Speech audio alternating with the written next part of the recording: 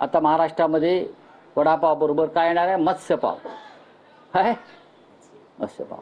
हे नवीन नवीन फंडे काढायचे असतात. मत्स्यपाव, अमुक पाव, तमुक पाव. पण खिमा पाव खायचा नाही, कारण तो त्याचा संबंध मुस्लिमांशी आहे ना. काल या राज्यामध्ये मुस्लिमांच्या सणावरून जी दंगली व्हायचा प्रयत्न झाला, हे महाराष्ट्राच्या परंपरेला शोभत नाही. तुम्ही स्वतः मटणाची दुकानं चालवता, तुम्ही स्वतःच्या दुकानामध्ये मटण विकता, सगळे अर्ध्या मंत्र्यांची हॉटेल्स आहेत.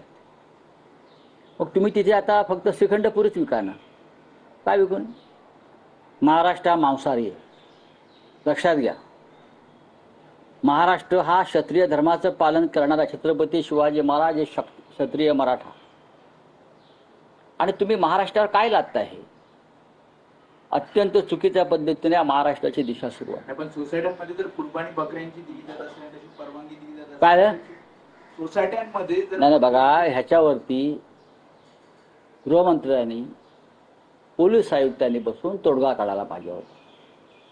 बळी तर आम्ही देतो ना, महाराष्ट्रातलं सरकारच बळी देऊन आलेलं आहे. महाराष्ट्राचं सरकार देवळात बळी देऊन आलेलं आहे, हे माहिती आहे का तुम्हाला? 55 रेडे कामाख्य देवीच्या मंदिरात कापले गेले, ही कुर्बानीच आहे ना. त्या कुर्बानीवर सुद्धा आपण आक्षेप घेतला पाहिजे. आमचा आक्षेप आहे या अंधश्रद्धेला. 55 रेडे कापून जे सरकार सत्तेत आलेलं आहे, ते दुसऱ्यांच्या कुर्बानीला विरोध करत आहे. हा मानसिक गोंधळ आहे, हा मानसिक गोंधळ आहे. महाराष्ट्रामध्ये मांसाहार होणार आणि मांसाहार केला जाईल, ठीक आहे. पद्धतीमध्ये काही बदल होऊ शकतात, पण आधी जे मुसलमानांच्या कुर्बानीला विरोध करतायत त्यांनी आधी जे 55 रेडे कापून, ते पण मंदिरात,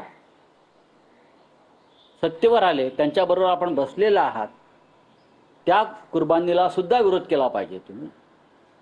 हे माझं मत आहे. पण रावसाहेब, तुम्ही जेव्हा मुख्यमंत्र्यांच्या धोरणांवर किंवा भूमिकांवर टीका करता, दुसऱ्या बाजूला तुमच्या पक्षाचेच आमदार दिलीप नार्वेकर असतील किंवा तुमच्या पक्षाचे नेते आदित्य ठाकरे यांनी मुख्यमंत्र्यांचं अभिनंदन आणि कौतुक करतायत. विषय महापालिकेचा जरी असला, रक्तपेढ्यांचं खासगीकरण, हॉस्पिटलचं खासगीकरण, दिलीप नार्वेकर मध्यरात्री मुख्यमंत्र्यांना इत्यंभूत माहिती देतात.